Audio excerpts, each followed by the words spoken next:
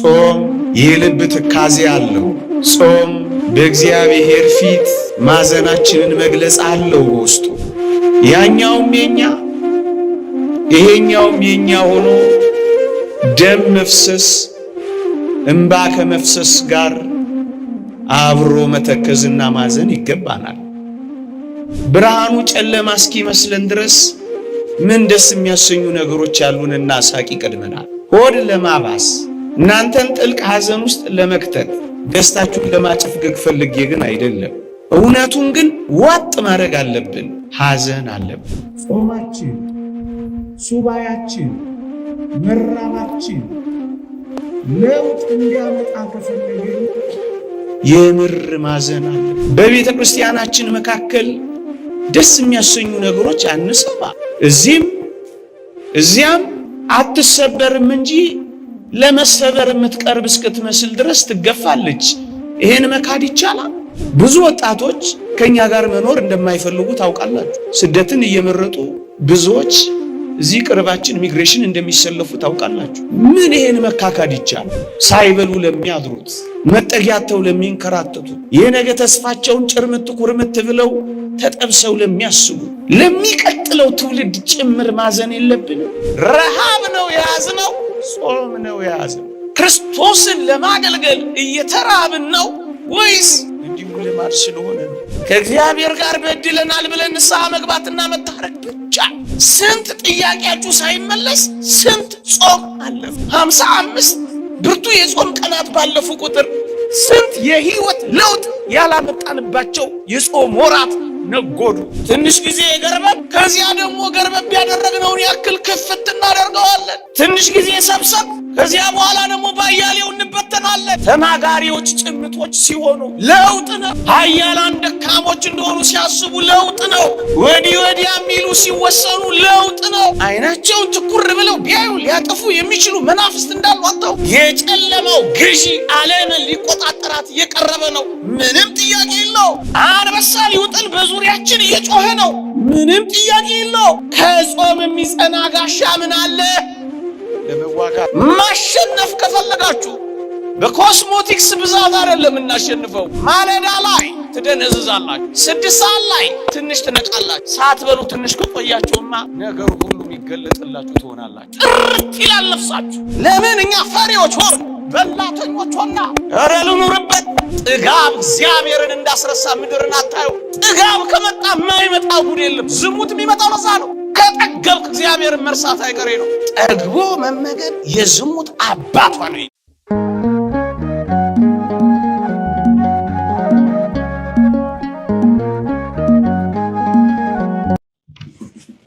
በስመ አብ ወወልድ ወመንፈስ ቅዱስ አሃዱ አምላክ አሜን። የተወደዳችሁ የእግዚአብሔር ቤተሰቦች እንደምን ሰነበታችሁ? እንደምን አላችሁ? አሜን። በቸርነቱ የጠበቀን በአጸደ መቅደሱ የሰበሰበን እንደ በደላችን ያልከፈለን እንደ ኃጢአታችንም ያልተቆጣጠረን ምሕረቱን ያበዛልን በፊቱ መታመናችን በጎደለ ጊዜ ሁሉ የታመነልን አምላካችን አባታችን መድኃኒታችን ልዑል እግዚአብሔር ዘላለማዊ ስሙ የተመሰገነ ይሁን። ለቀደምት አበው ለነቢያት፣ ለቅዱሳን ሐዋርያት፣ ለሐዋርያውያን አበው ለሊቃውንት የገለጸውን ጥበብና ምስጢር ለሁላችንም ይግለጽልን። አጠር ላለች ደቂቃ ሰምተን እንድንጠቀም እግዚአብሔር ይርዳን። ስለምን እንጾማለን በሚል ርዕስ እንማራለን። ጾም የጀመርንበት ሱባኤ የያዝንበት ሳምንት በመሆኑ ከዚህ ከጾማችን ተጠቃሚ እንድንሆን ስለምን እንደምንጾም እንድናውቅ የጾማችንንም ዓላማ እንድንረዳ የምታውቁትን ደግሞም ብዙዎቻችሁ የምትኖሩበትን ጥቂት መንፈሳዊ ሐሳቦችን ብቻ አስታውሳችኋለሁ። እግዚአብሔር ከሁላችንም ጋር ይሁንልን። አሜን። በቅዱሳት መጻሕፍት ስለ ጾም በተጻፉት አንቀጾች ሁሉ የጾም ጥቅሞች፣ የእግዚአብሔር ሰዎች በጾም ምክንያት ያገኙት በረከቶች አብረው ተጠቅሰዋል። እነሱን ቀደም ብዬ አሰማችኋለሁ። በመጽሐፋችን ላይ በርካታ ጥቅሞች፣ በርካታ በረከቶች ቢኖሩም እኔ በዋናነት ጥቂት ነጥቦች ላይ ብቻ አተኩራለሁ።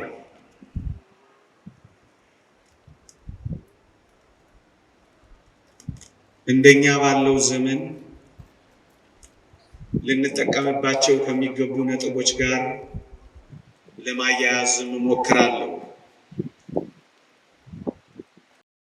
የመጀመሪያው ጾም ሐዘንን ለመግለጽ በእግዚአብሔር ፊት ማዘናችንን ለማሳሰብ ይጠቅመናል። ታስታውሱ ከሆነ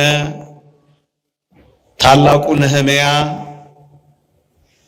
አያሌ ቀንም አዝን ነበር፣ በሰማይም አምላክ ፊት እጾምና እጸልይ ነበር ይላል። ወገኖቼ ሐዘኑን የገለጸው ምሬቱን ያሳሰበው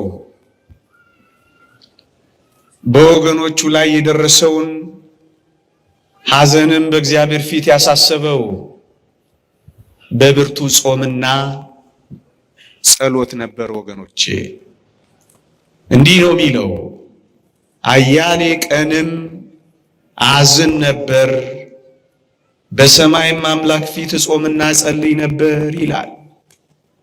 ወገኖቼ ጾም ሐዘን አለው። ጾም የልብ ትካዜ አለው። ጾም በእግዚአብሔር ፊት ማዘናችንን መግለጽ አለው በውስጡ። ለዚህ ነው ነህምያ የኢየሩሳሌምን መፍረስ፣ የቅጥሮቿንም መቃጠል፣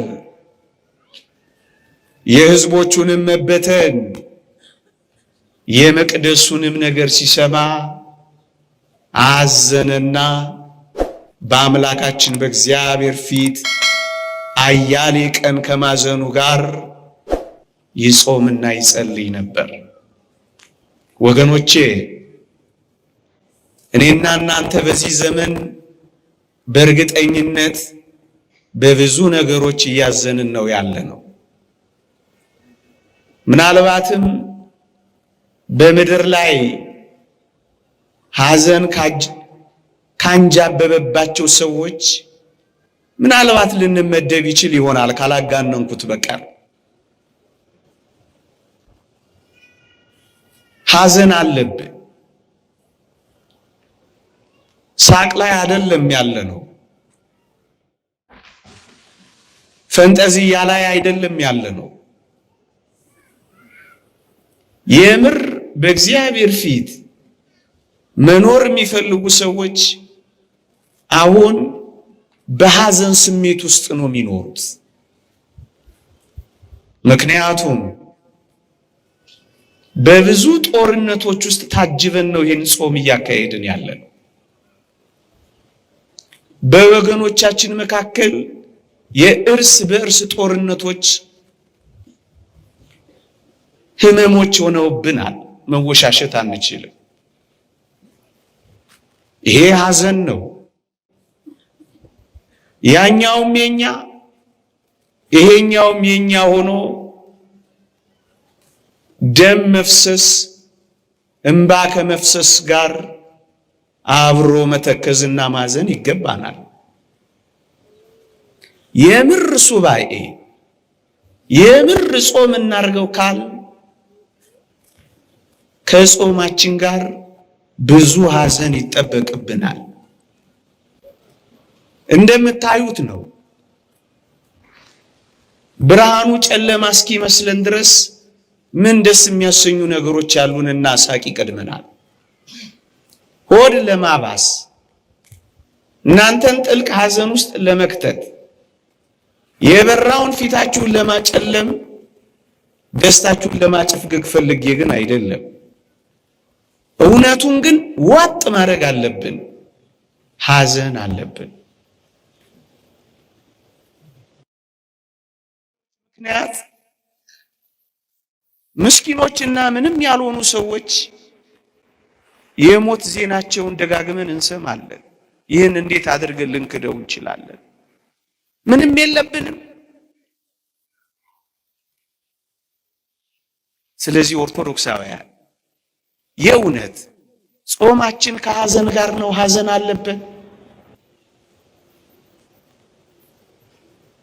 ነው? ስለታወጀና መደበኛ ኖርማል ስለሆነ ነው እያሳለፍን ያለነው። ጾማችን፣ ሱባያችን፣ መራባችን ለውጥ እንዲያመጣ ከፈለግን የምር ማዘን አለብን። በቤተ ክርስቲያናችን መካከል ደስ የሚያሰኙ ነገሮች አንሰማ። እዚህም እዚያም አትሰበርም እንጂ ለመሰበር የምትቀርብ እስክትመስል ድረስ ትገፋለች። ይሄን መካድ ይቻላል? አይቻልም። ታዲያ የሚያሳዝነን ነገር የለም። እንደውም የሚያስደስተን ነገር ነው የጠፋ የሚመስለው። አንዳንዶች ይሄን ለመካድ ሲሞክሩ እጅግ ያሳፍራል። እኛ እኮ ደስታ ጠልተን አይደለም፣ ሳቅ ጠልተን አይደለም። እውነቱ ግን ሐዘን ነው ያለብን። ብዙ ወጣቶች ከኛ ጋር መኖር እንደማይፈልጉ ታውቃላችሁ። ስደትን እየመረጡ ብዙዎች እዚህ ቅርባችን ኢሚግሬሽን እንደሚሰለፉ ታውቃላችሁ። ምን ይሄን መካካድ ይቻላል? አይቻልም። እና ሐዘን የለብንም? አለብን። ምኑን አንስተን ምኑን እንተዋዋለን? ታዲያ ይሄን የምር እያዘናችሁ ነው የምትጾሙት? እስኪ በዓላማ ሐዘን አለብን። ይሄንን ሁሉ እያሰብን የገለጽኩትንና ያልገለጽኳቸውን ደግሞም ከቤታችሁ ደግሞም ከኑሯችሁ ደግሞም ከጓዳችሁ ደግሞም አፍንጫችሁ ስር ካሉት ህመሞችና ስቃዮች ቁስሎች ተነስታችሁ ማዘን አይገባል። አያችሁ፣ አያሌ ቀንም አዝን ነበር፣ በሰማይ አምላክ ፊት እጾምና እጸልይ ነበር ይላል። ሳይበሉ ለሚያድሩት፣ መጠጊያቸው ለሚንከራተቱት፣ የነገ ተስፋቸውን ጭርምት ኩርምት ብለው ተጠብሰው ለሚያስቡት፣ ለሚቀጥለው ትውልድ ጭምር ማዘን የለብንም? እንግዲያውስ የምር እግዚአብሔር የሚቀበለው ሱባኤና ጾም እንዲሆን ከፈለግን ማዘን እንጨምርበት፣ ልምድ አናድርገው። አንደኛ። ሁለተኛ፣ በቅዱሳት መጻሕፍት የምር ይጾሙ የነበሩ ሰዎች በጾማቸው ምን ያደርጉ እንደነበር ታውቃላችሁ? ራሳቸውን በልዑል እግዚአብሔር ፊት ያዋርዱ ነበር። ወገኖቼ መጽሐፍ ቅዱስ እንዲህ ይላል፣ በፈጣሪያችን ፊት ሰውነታችንን እናዋርድ ዘንድ ጎዳናችንንም ያቀናልን ዘንድ ለልጆቻችንና ለፍጥረቱም ሁሉ ጎዳናቸውን ያቀናላቸው ዘንድ አህዋ በሚባል ወንዝ ጾምን እንጹም ብዬ አዋጅ ነገርኩኝ። ስለዚህ ነገር ጾምን፣ ወደ እግዚአብሔር ለመንን፣ እርሱም ተለመነን ይላል። ምዕመናን እንዲህ ያሉ የጾም ጊዜያት በኢትዮጵያ ኦርቶዶክስ ተዋሕዶ ቤተክርስቲያን ኩራታችን የሚተነፍስበት ወቅት ነው መሆን ያለበት። ወገኖቼ እስራኤል ከፈርዖን ባርነት ነፃ ሲወጡ ታስታውሱ ከሆነ ሁለት ነገር እንዲያደርጉ ታዘው ነበር። አንደኛ መራራ ቅጠል እንዲበሉ፣ ሁለተኛ ያልቦካ ወይም ቂጣ ታዘው ነበር። ወገኖች ምን ማለት ይመስላችኋል? ከፈርዖን ቀንበር ተላቀው የፋሲካውን በግ በልተው ከነዓን እንዲገቡ አስገድደው መከራቸውን እንዲያስቡ መራራ የሆነውን በጾም ራሳቸውን እንዲያስገድዱ፣ ከዚያስ ያልቦካ ያልፋፋ ቂጣ ብቻ እንዲበሉ እንደተባለ በትዕቢት ያልተነፉ እንዲሆኑ አድርጎ ነበር። መራራውን ቅጠልና ያልቦካውን ቂጣ እንዲበሉ ያዘዛቸው። ወገኖቼ እንዲህ ባሉ የጾም ጊዜያት ኩራታችን፣ ትዕቢታችን፣ ቀና ቀና ማለታችን ዝቅ ዝቅ ሊል አይገባም። መቼ ነው በእግዚአብሔር ፊት የምንዋረደው? ምን ሲሆን ነው በእግዚአብሔር ፊት የምንነጠፈው? ወገኖቼ ምን ሲመጣ ነው እጃችንን የምንሰጠው? ምን ሲመጣ ነው የምንተነፍሰው? ምን ሲመጣ ነው የምንማረከው? ምን ሲመጣ ነው የምንበረከከው? እንጃ እንጃ። መጣው የሚለው እኛ ቤት ሲመጣ እንጃ። እዩ በፈጣሪያችን ፊት ሰውነታችንን እናዋርድ ዘንድ ጾምን ነው የሚለው።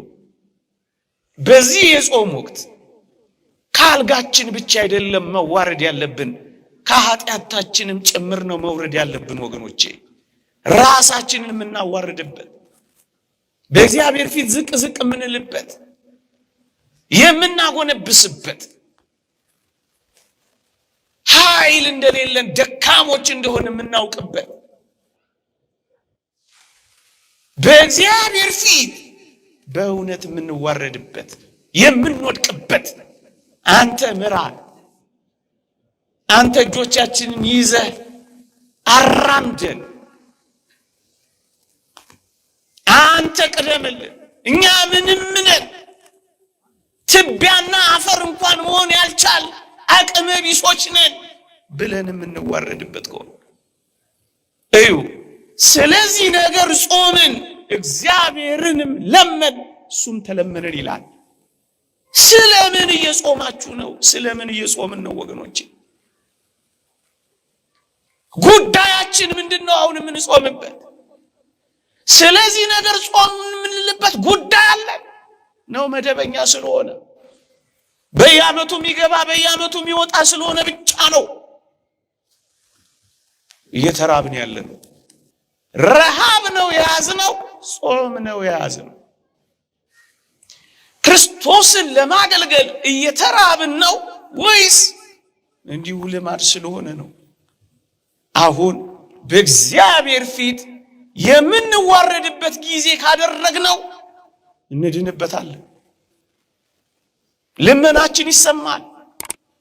ስለዚህ ነገር ጾምን፣ እግዚአብሔርን ለመንን፣ እርሱም ተለመነን ይላል። እዝራ ነው ይህን የሚለው። እግዚአብሔር እንዲለመነን ከፈለጋችሁ፣ እግዚአብሔር እንዲሰማን ከፈለጋችሁ በእነዚህ የጾም ወራት የምር ራሳችንን በእግዚአብሔር ፊት እናዋርድ፣ በንስሐ እናዋርድ፣ ደካማ ነን ብለን እናዋርድ፣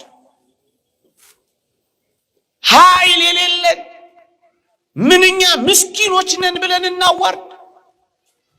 ደካማውን ምንኛ ረዳኸው ብለን ወደ እግዚአብሔር እናንጋጥ። ምን ኃይል አለ?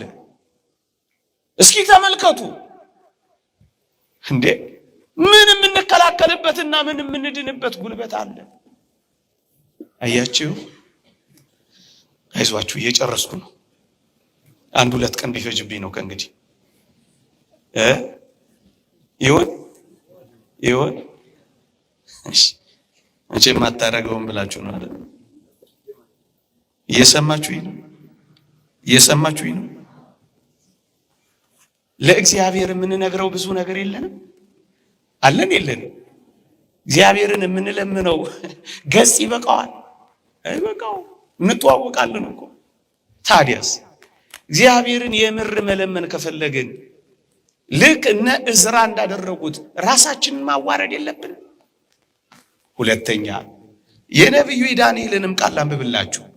ዳንኤል ሆይ አትፍራ፣ ልብህም ያስተውል ዘንድ ሰውነትህንም በአምላክ ፊት ይዋረድ ዘንድ ካደረክበት ከመጀመሪያው ቀን ጀምሮ ቃልህ ተሰምቷል፣ እኛም ስለ ቃልህ መጥቻለሁ ይለዋል። ከመጀመሪያው ቀን ጀምሮ ራስን ካዋረድክ በእግዚአብሔር ዘንድ ቃልህ ተሰምቷል አለው። ወገኖቼ የዚህ ሁሉ ሕዝብ ቃል እግዚአብሔር እንዲሰማው ሁላችንም መዋረድ የለብንም ወገኖቼ። መቼ ነው በማህበር የምር የምናለቅሰው ተሰብስበን? አላያችሁ? የዛሬ 2 ዓመት ይመስለኛል እንዲህ አይነት አስደንጋጭና ክው የሚያደርጉ ነገሮች መስማት አለብን።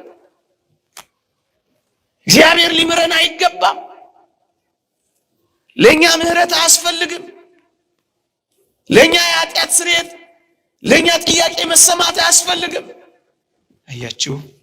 እግዚአብሔር የሚሰማን ይልቁንም ራሳችንን ባዋረድን መጠን ነው። የምናዋርደው ደግሞ በጾም መሳሪያነት ነው ወገኖቼ። ሁለተኛ ሶስተኛ ከበደላቸው ከኃጢአታቸው የሚመለሱ ሰዎች ሁሉ ይጾሙ ነበረ ወገኖቼ። አሁን ይህንን ጾም ስንጾም ወገኖቼ በበደል እስራቶች፣ በኃጢአት ትብታቦች፣ በተከፈቱ አንደበቶች፣ በሚናጠቁ እጆች፣ በቆሸሹ ሰውነቶች እነዚህ የአጽዋማት ወራት ወገኖቼ በደላችንን ሳናምን በኃጢአታችን ሳንጸጸት በበደልና በክፋቶች መካከል እየተመላለስን መሰማትን ከወዴት እናገኛለን? ጾም ወደ እግዚአብሔር የመመለሻ በድለናል ብለን በእግዚአብሔር ፊት የመነጠፊያ ጊዜያችንም አይደለም። ስንቶቻችን በንስሐ ሕይወት ገጥመነዋል እንዴ? እንድንሰማ ተቀባይነት እንድናገኝ መንገዱ ይሄ ከሆነ ታዲያ ጾማችን የመመለሻችን እንዲሆን አናደርጋትም? በጣም ቀላል። ከእግዚአብሔር ጋር በድለናል ብለን ንስሐ መግባትና መታረቅ ብቻ። እንዲህ ይላል የእግዚአብሔር ቃል፣ ላንብብላችሁ። ውሃ ቀርተው በእግዚአብሔር ፊት አፈሰሱ፣ በዚያም ቀን ጾሙ፣ በዚያም እግዚአብሔርን በድለናል አሉ። ጾም በደልን ማመኛ፣ ጾም እግዚአብሔርን ደጅ መጥኛ፣ ጾም በንስሐ ምክንያት ለኃጢአት መካሻ ጊዜ ካልሆነ ታዲያ ምንድን ነው? እንዲሁ መደበኛ ልማድ፣ እንዲሁ ሰዓት ሲደርስ መብላት፣ እንዲሁ ቀን እየጠበቅን ዓመት ይሄን ማድረግ ሳንመለስ ስንት ጥያቄያችሁ ሳይመለስ ስንት ጾም አለፈ። የጾም ውጤቱ የሚታወቀው የመንፈሳዊ የህይወት ለውጥ ስናመጣ ነው። 55 ብርቱ የጾም ቀናት ባለፉ ቁጥር ስንት የህይወት ለውጥ ያላመጣንባቸው የጾም ወራት ነጎዱ። እመኑኝ፣ ይሄ 55 ቀን ካለቀ በኋላ የህይወት ለውጥ እናመጣለን። ቅዱስ ዮሐንስ አፈወርቅ የጾም ውጤቱ የሚታወቀው የህይወት ለውጥ ስናመጣ ነው ይላል። አለበለዚያ ምኑን ጾም ነው? ትንሽ ጊዜ ገርበብ፣ ከዚያ ደግሞ ገርበብ ያደረግነውን ያክል ክፍት እናደርገዋለን። ትንሽ ጊዜ ሰብሰብ፣ ከዚያ በኋላ ደግሞ ባያሌው እንበተናለን። ታዲያ የታለ የጾም ጥቅሟ? ዋናው የጾም ጥቅም ለውጥ ነው። እሱስ የህይወት ለውጥ።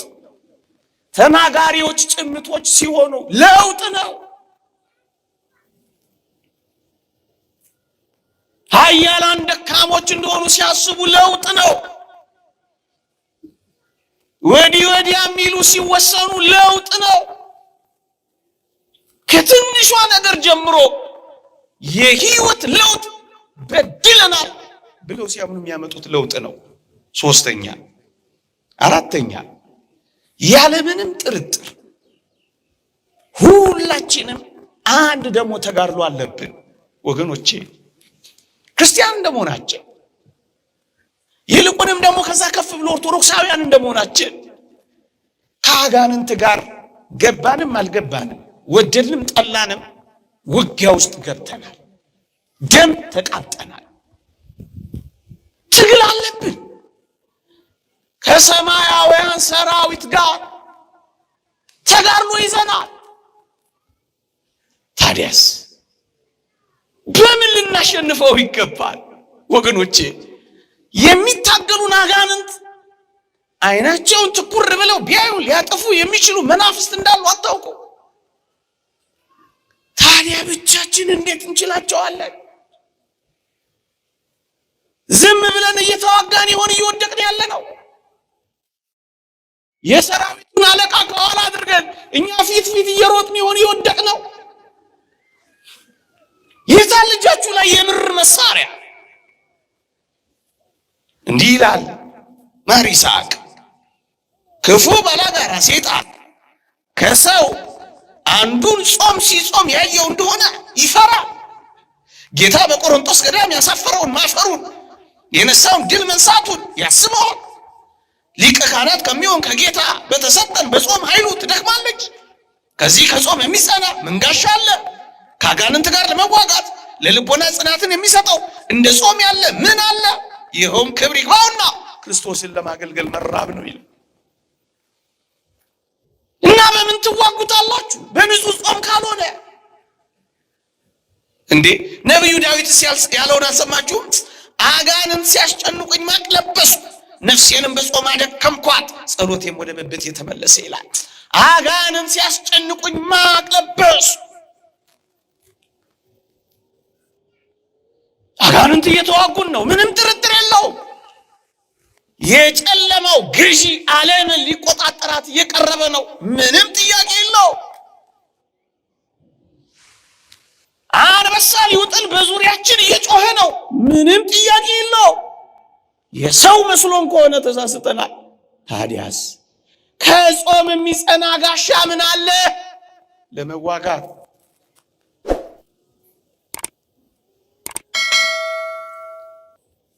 ስለምን እንጾማለን? ለተጋድሎ። ስለምን እንጾማለን? ለመመለስ። ስለምን እንጾማለን? ራሳችንን ለማዋረድ። ስለምን እንጾማለን? ሐዘናችንን በእግዚአብሔር ፊት ልንገልጥ። ከብዙ በጥቂቱ ከረጅሙ ባጭሩ ጥቂት መንፈሳዊ ሐሳቦችን ጨምሬላችሁ ላብቅ። ሰዓት እንዳልወስድ ብዬ ነው አጠር ማረገው። እግዚአብሔር ከሁላችንም ጋር ይሁንልን። እየሰማችሁኝ እንደሆነ ተስፋ አረጋለሁ። ይዘናቸው ልንሄድ የሚገቡን ጥቂት ቁም ነገሮች ከነዚህ ጋር አንዳንድ ሐሳቦችን ልጨምርላችሁ። አንደኛ፣ አደራ ብዙ በመመገብ እንጂ በመጾም ክርስቶስን ለማገልገል በመራብ በምናደርጋቸው የአጽዋማት ጊዜያት በመራባችን በመጾማችን ደካሞች እንዳንሆን ልንነግራችሁ እንወዳለን። ብዙ መብላት እንጂ ሕዋሳትን የሚያደክመው ብዙ መጾም ሕዋሳትን አድክሞ አያውቅም። ዓለሙ ገልብጦ እንዳይነግረን እኛም በዚህ ሁኔታ እንዳንረዳው ነው። በጣም ብዙ የተመገቡ ሰዎች አይደሉም ምን በበሽታ የተጠቁት ዋሳቸው የደከመው ነው እኮ። ወገኖቼ ከዳን እስከ ቤርሳቤ የገዛው ንጉሥ ዳዊት ብርቱ ጿሚ እኮ ነበር። ቅድም አነበብኩላችሁ አይደለም? ሰውነቴ ቅቤ በማጣት ከሳ ያለው እሱ አይደለም? ነፍሴን በጾም አስመረርኳት ያለው ከዳን እስከ ቤርሳቤ የገዛው ንጉሥ ዳዊት አይደለም? አያችሁ፣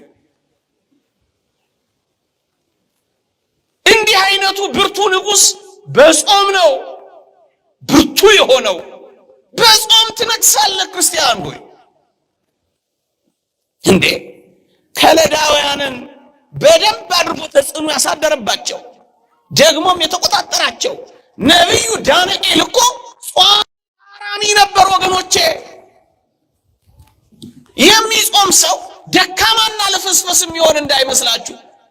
እዩ፣ ነቢዩ ዳንኤል በዚያ በምርኮ ምድር በሀገሩ ልማድ ሽቶ እየተቀባባ አይደለም ድል ያደረገው፣ እየጾመ ነው ያሸነፈው። ማሸነፍ ከፈለጋችሁ በኮስሞቲክስ ብዛት አይደለም እናሸንፈው፣ ነፍሳችንን በጾም በማስዋብ ነው። ይሄው የሚነግረን እሱ ነው። በጥበብና በማስተዋል የበለጸጉት በራእዮችና በህልሞች የዳበሩት እነዚያ ሶስቱ ሕፃናት በላተኞች እንዳልነበሩ አታስታውሱ? የበላና የተማረ እንግዲህ ሞክሩት፣ ሊሆን ይችላል አንደኛው። ግን እውነቱን እንነጋገር ከተባለ እንደ እግዚአብሔር ቃል አስተዋዮች፣ ጥበበኞች፣ በጣም ንቆች የነበሩት በጣም ብዙ የሚበሉት አይደሉ። እንዳትሳሳቱ። እጀክማለሁ፣ ላንቁሶ ሆናለሁ፣ እልፈሰፈሳለሁ እንዳትሉ። መንፈሳችሁ ንቁ የሚሆነው በጾማችሁና በተራባችሁ ቁጥር። ማለዳ ላይ ትደነዝዛላችሁ፣ 6 ሰዓት ላይ ትንሽ ትነቃላችሁ። ሳትበሉ ትንሽ ከቆያችሁማ ነገሩ ሁሉ የሚገለጥላችሁ ትሆናላችሁ። ጥርት ይላል ነፍሳችሁ። ወገኖቼ ጾማችንማ እውነተኛ ሲሆን መክሳት የለውም፣ ወፍረዋል። መጥቆር የለውም፣ አብርተዋል። መደንዘዝ የለውም፣ ንቁ ሆነዋል። አልደከሙም፣ በርትተዋል። እውነት እንነጋገር ከተባለ በአጭር ያልተቀጡት ብዙ ዘመን የጠገቡት እኮ ጾማሚዎች ናቸው።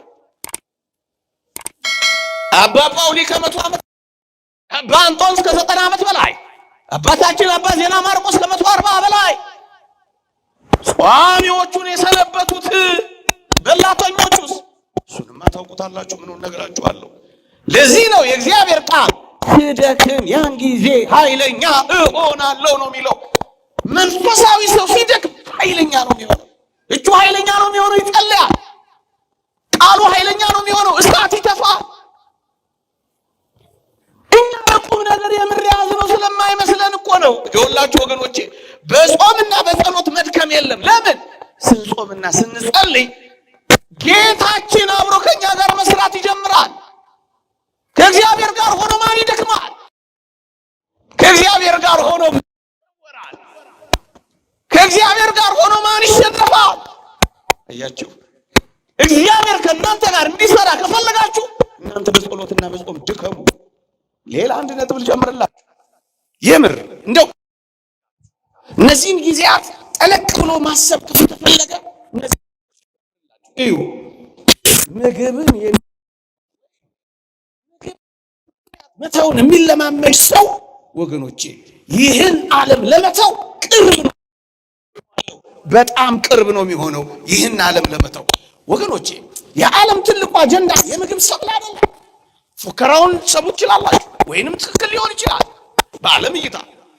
በዓለም ላይ የመጀመሪያው በምግብ ሰብል ራስን መቻል ምግብ ነው ዋናው ነገር። በልተሻል፣ ስንት ሰዓት ላይ ትበላለህ? ምን ትበላለህ? የት እንብላ? ወሬው ሁሉ እንብላ ነው። ምድር ላይ ምግብ ነው ሁሉም ነገር ወሬው ወገኖቼ። የዓለም መመዘኛ በስንት ካሎሪ ትበላለህ ነው። በቃ ምግብ ነው ጉዳዩ ያለ ወገኖቼ። አያችሁ፣ ከምግብ ሐሳብ በላይ ስትሆኑ ምግብን መርገጥና መናቅ ስትጀምሩ፣ ሀብት ከመናቅ በፊት ምግብን መተው ነው። ይሄንን ነው አሁን የምንለማመደው። ይሄንን በጥልቀት የሚለማመድ ሰው ዓለምን ለመናቅ ቅርብ ነው የሚሆነው ያልኳችሁ እኮ ለዚህ ነው። ትኩረቱን ከምግብ ላይ ያነሳል። የተወደዳችሁ ኦርቶዶክሳውያን እንደ እግዚአብሔር ቃል እውነቱን ስንነጋገር የተወደደ መድኃኒታችን ኢየሱስ ክርስቶስ ቅዱሳን ሐዋርያት ስንቅ ይዘው ሲዞሩ ያልታዩት ለምን ይመስላችኋል? ሊቁ ዮሐንስ አፈወርቅ ምን ይላል? ምግብ ያን ያህል አስፈላጊ ስላልሆነ ነው ይላል። በቃ ምግብ ይዘው ዞረው አይታችሁ አታውቁም። ምንም ምግብ የለም ሄደን ገዝተን እንምጣ ሲሉት ትሰማላችሁ። ደክሞትና ርቦት ውሃ ጠምቶት ነበረ፣ በውሃ ጉድጓድ ተቀመጠ ሲል ታገኙታላችሁ። ለምግብ እጅግም ትኩረት አይሰጥም ነበር ጌታችን። ይልቅ ያቺን ነፍስ ለማዳን ነበር ትኩረት የሚያደርገው። ሁላችንም ምግብ ላይ ትኩረት ስላደረግን ነው የደከምነው። ምግብን መናቅን መልመድ የምንጀምረው እንዲህ አይነት የጾም ጊዜያትን ከዓለም በላይ እንሆናለን። የመንፈስ ልዕልና እናገኛለን፣ ከፍ እንላለን፣ ነፍስን ማስቀደም እንጀምራለን። ይሄ ጥልቁ የመንፈሳዊ የወላችሁ ወገኖቼ፣ ከምግብ በላይ ስትሆኑ ሰማዕትነትን እየለመዳችሁ ትሄዳላችሁ። በሙሉ ሰማዕታትን ተመልከቷቸው። ስልጣን እንስጣችሁ ንሹሟቸው ሲሏቸው የረገጡት ለምን ይመስላችኋል? ሰውነታቸውን አስለምደዋል። ከምግብ ጀምሮ ነው። ስግብግቦች አይደሉም፣ ቁጥቦች ናቸው፣ ልከኞች ናቸው። ከዛስ የትኛውንም ነገር ለመግጠም ወደኋላ አፈገፍጉ። ለምን? ከምግብ በላይ ናቸው ወገኖቼ። ይኸውላችሁ ከምግብ በላይ የሆነ ሰው ፍርሃትን አስወግዶ ይጥላል። አይፈራ፣ አያፍርም፣ እውነትን ከመናገር ፈቀቅ አይልም። ምግብ ነው የዓለም ዋናው ጉዳይ። ገንዘብ ቢገኝ ለምግብ ነው፣ ሌላ ለምንድን? ምናልባት ጌጣጌጥ ለመግዛት ነው። ሰዎች ለዚህ ዓለም የምንታመመው በዋናነት በምግብ ጉዳይ ነው። የእውነተኛ ጿሚዎች ስንሆን ግን ከዚህ ሐሳብ በላይ ነው ምን ሆነው። ነብዩ ኤልያስንና መጥምቀ መለኮት ቅዱስ ዮሐንስን ተመልከቷቸው። ያኛው አክዓብን ይሄኛው ሄሮድስን ሳይፈሩ የሚገስጹት ለምን እንደነበር ታውቃላችሁ? አይበሉም ነበረ። አይበሉ በረሃኞች ነበሩ። ለዚህ ነው አጥብቀው ሲገስጹ የሚታየው። ለምን? እኛ ፈሪዎች ሆን በላተኞች ሆና ኧረ ልኑርበት። አያችሁ፣ የዓለም ተለማማጮች፣ የጉልበቷ ተለሽላሾች፣ የማማመለሏ ተንበርካኪዎች ምን ሆነው በበላንና ለምግብ እጅግ ትኩረት በሰጠን መጠን ነው ወገኖቼ። አባቶቻችንም ይህን ግልጽ በሆነ ቋንቋ አስቀምጠዋል። ምን ይላሉ? ለገንዘብና ለከንቱ ውዳሴ በሞቴ ስሙኝ። ለገንዘብና ለከንቱ ውዳሴ የሚያዘነብል ጽኑ የሆነ ፍላጎት ከሌለን ሞትንም ሆነ ድህነትን አንፈራም። ለምንድን ነው ፈሪዎች የሆነው? ድህነትንም ሞትንም ለምንድን ነው የምንፈራው? ውዳሴ ከፍ ያለ ግምት ስለሰጠን ነው። ደግሞ እኮ አጭር የምግብ ጣዕሙ የምግብ እይታው በጣም አጭር እንደሆነ ታውቃላችሁ። ለአጭሩ ነው ረዥሙን እየቀየርን ያለ ነው። አጭር ስትል ምን ማለት ነው ካላችሁ፣ የምግብ እይታው በጣም የሚስበን እኮ ከእጃችን አንስተን አፋችን ውስጥ እስክንከተው ድረስ ነው። እውነት አሰብ ከዛ በኋላ ይታያል። ምን ያክል አጭር ነው ከእጅ እስከ አፍ። ጣዕሙማ የበለጠ እኮ በጣም አጭር ነው። ከምን እስከ ምን? ከምላስ እስከ ጉሮሮ እኮ ነው። እንዲህ ላለው የአጭር አጭር ነገር እኮ ነው ዘመናችንን ሁሉ ተጣብቀን የምንኖረው። በጣም አጭር ነው። ጣዕሙ አጭር ነው። እይታው አጭር ነው። መጎምጀቱ አጭር ነው ወገኖች። እንደው እውነተኛ ጾምን የምር የምንጾም ከሆነ ሌላ ሶስተኛ ነጥብ ልጨምርላችሁ። እዩ፣ በጾም የገነባነውን ቆየት ብለን በጥጋብ አናፈርሰው። ደግሞ አለው ስትጾሙ ውላችሁ የለ? ታዲያስ ቆየት ብላችሁ ብዙ በመጥገብና ብዙ በመብላታችሁ በጾም ምክንያት የገነባችሁትን መንፈሳዊ ጸጋ አደራችሁ እንዳታፈርሱት። እና ምን እናድርገው ካላችሁ፣ በልኩና በመጠኑ ተመገቡት። ጾም ማለት ይሄ ነው። አታፍርሱት። ሁለተኛ ጾም በኋላ ምን እንደምንመገብ እያሰብን ወይ እያማረጥን እስከ ጾም ሰዓት ድረስ የምግብን ሐሳብ ተሸክመ ነው ምን ቆየው። ለምንድን ነው አያችሁ? ምን እንደምንበላ፣ እንዴት እንደምናማርጥ፣ የት እንደምንበላ ገና ከመጀመሪያው ከማለዳው ጀምሮ እስከ ሰዓቱ ድረስ ስናሰላስል ከኖር ምኑን ጾም ነው? ከዚህ ሐሳብ መውጣትና ከዚህ ሐሳብ በላይ ምግብን ጭራሽ መርሳት ጭምር ነው። ደረሰ አልደረሰ እያሉ 10 ሰዓትን እያዩ 20 ጉዳይ ሆነ ሩብ ጉዳይ ደረሰ እያሉ እጅን እያዩ የሚጾሙት ጾም አይደለም። እናስ ምንድን ነው? የእጅ ሰዓትን ሳይሆን የምንጠባበቅ በዚህ ጽኑ ሕይወት ውስጥ በምናገኘው ጸጋ የሚሰጠንን የምንጓዘው ይሄ ነው እውነተኛ ጾም ማለት። ስንት ቀን ቀረኝ እያለ እየቆጠረ ቅዳሜና እሑድ ሲመጣ እየፈነጠዘ እንዲህም አይነት ጾም የለም። ይልቅ በጾም ውስጥ ባሉ በረከቶች ነፍስ በምታገኘው ይህ ነው። እንደውም አንድ ጊዜም ተነጋግረናል። የምር የምንጾም ከሆነ ስጋና ቂቤ ወይም አሳ ብቻ መተው አይደለም፣ የምንወደውን ነገር እንኳን ሳይቀር መተው ነው። ሽሮ ነው ለአንተ ምርጥ፣ እሱንም ትምህርቶ ለዚህ እኮ ነው ማለፊያ እንጀራም ጭምር አልበላሁም የሚለው። እውነተኛ ጿሚዎች ማለፊያ ነገር የላቸው። ይሄ በአንድ ጊዜ የሚደረስበት ላይሆን ይችላል፣ ግን አስቡበት። ቀስ በቀስ ትንሽ ነገር እየቀመሱ ነው የሚኖሩት። ጾም ማለፊያ ነገር እንኳን አልቀመስኩም ይላችኋል። ይሄ ነው የምንወደውን ነገር፣ ፌቨራይት የሆነውን ነገር እንኳን መተው ነው። በጣም የሚደንቀው ግን አባቶች አንድ አስደናቂ ምክር ይመክራሉ። ምን ይላሉ? የጾም ሰዓት እንኳን ሲያበቃ አትጣደፍ ይላሉ። አትጣደፍ፣ ከምግቡ በላይ መሆንን አሳይ። ምግብህን አስቀምጥና መጀመሪያ ልጸልይ፣ ከዛ በኋላ እበላለሁ ብል ጸልይ። ከዛስ እንደገና ምግብህን አስቀምጥና አንድ የመጽሐፍ ቅዱስ ቃል አንብበል፣ ምግብህ ይቀመጥ። ከምግብ ሐሳብ በላይ መሆንን አሳየው። የመጽሐፍ ቅዱስ ቃል አንብብ፣ ተመገብ። መጀመሪያ ነፍስን መግባል። ከዚያስ አሁን ልብላ አትበል። እንዲያውም እንዲህ ብለህ ምግቡን አሳፍረው። ምን ብለህ? ትንሽ ደግሞ ያነበብኩትን ቃል ላሰላስለው ብለህ ተመሰጥበት። ምን ማለት ነው? ከምግብ በላይ ሁንበት። ጨምረህ ለተወሰኑ ደቂቃዎች አምላክህን አክብርበት። ደሱ ነው የሚሉት። እውነተኛ ጾም ምን? የረሃብ ስሜት ሊሰማን ይገባል። ጌታችን በወንጌል ከጾመን በኋላ ተራበ ነው የሚለው። የተወደዳችሁ ኦርቶዶክሳውያን እውነተኛ ጾም ረሃብ ሊከተላት ይገባል። እንደውም አንድ አባት ዮሐንስ ዘሰዋስው የሚባል አባት ምን ይላል? የአጋንንት አለቃ የወደቀው ሉሲፈር ነው ይላልና የፈቃደ ሥጋ አለቃ ደግሞ ይላል ሆዳምነት ነው ይላል፣ ጥጋብ ነው ይላል። የእግዚአብሔርን ቃል አላነበባችሁም? ይህ ሽሩን ወፈረ፣ ረገጠ፣ ደነደነ፣ ሰባ ይልና አምላኩንም ረሳ ይላል። ጥጋብ እግዚአብሔርን እንዳስረሳ ምድርን አታዩ? ጥጋብ እኮ ነው ያሳሳቸው። የአጋንንት አለቃ ሉሲፈር ነው። የፈቃዳተ ሥጋ ሁሉ አለቃ ደግሞ ጥጋብ። ጥጋብ ከመጣ የማይመጣ ጉድ የለም። ዝሙት የሚመጣው ለዛ ነው።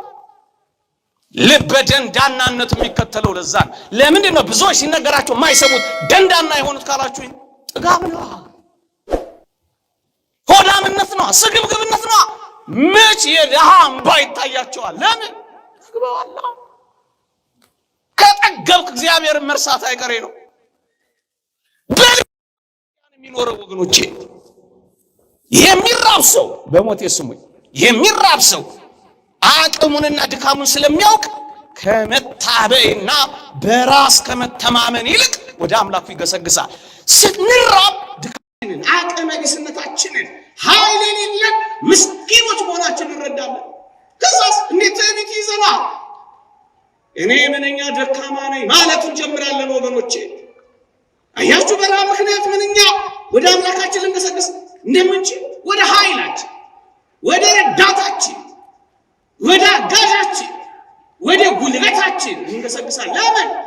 በመድከማችን ምክንያት አቅመ ቢስና ኃይል የሌለን መሆናችን ይገባናል።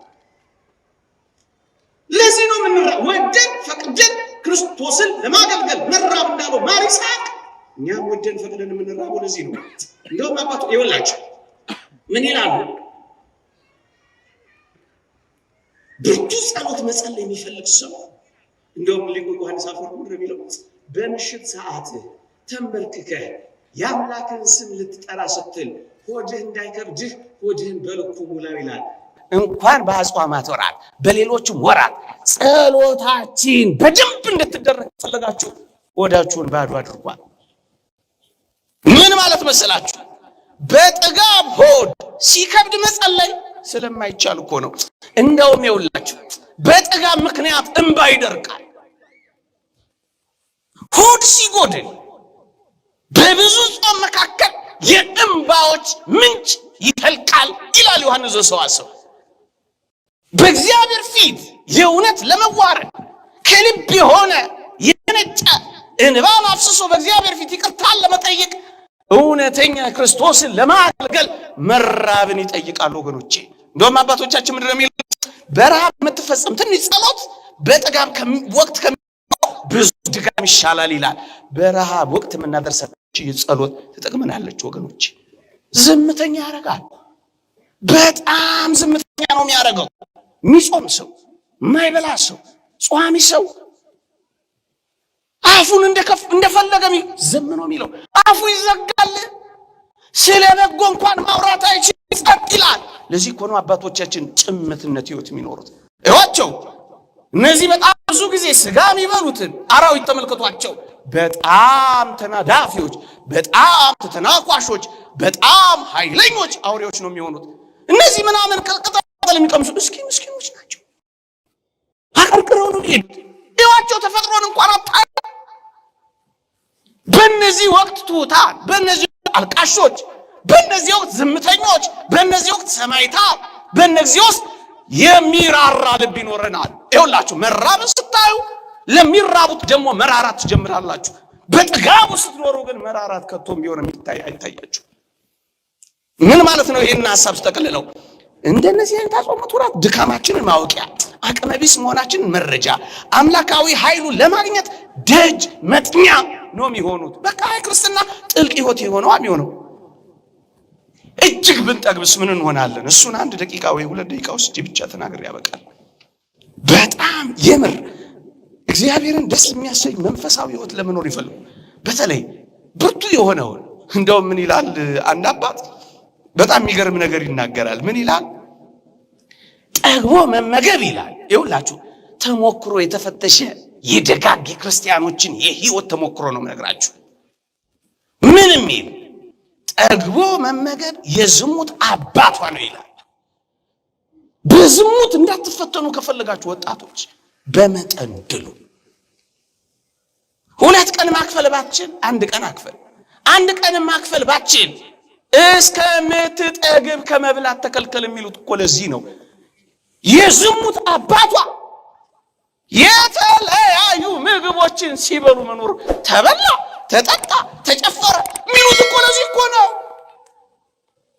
ታዲያ የት ይጠፋል የገባው የወጣው? አየህ አባቷን ነው የምትገለው። ስትጾም ስትጸልይ አባቷን ነው ራሱን የምትቀጠቅጠው። እሱ ማን ነው? ሆዳምነትና ስግብግብነት። ከዛስ ዝሙትን ታጠፋዋለህ። በጾም ደግሞ ሆድን ስታስጨንቀው፣ በጾም የበለጠ እየኖርክ ስትመጣ ደግሞ ንጽህናን ትጎናጸፋለህ። ወገኖቼ አብዝቶ ከመብላት ሰውነቱን ገብቶ የሚኖር ሰው ከኃጢአት ይከለከላል ይላል ሃይማኖተ አበው።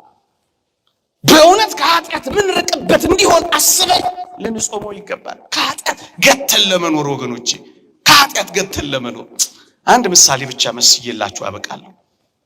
ያልኩትን ሰዓት ለመጠበቅ አብዝቶ የሚመገብ ሰው ወይም አብዝቶ የሚመገብ ሰውነት ስራው በአነዋወሩ ወይም በሰውነቱ ውስጥ በደረቅ እንጨት ውስጥ እንዳለ ነው ይላል አንድ አባት።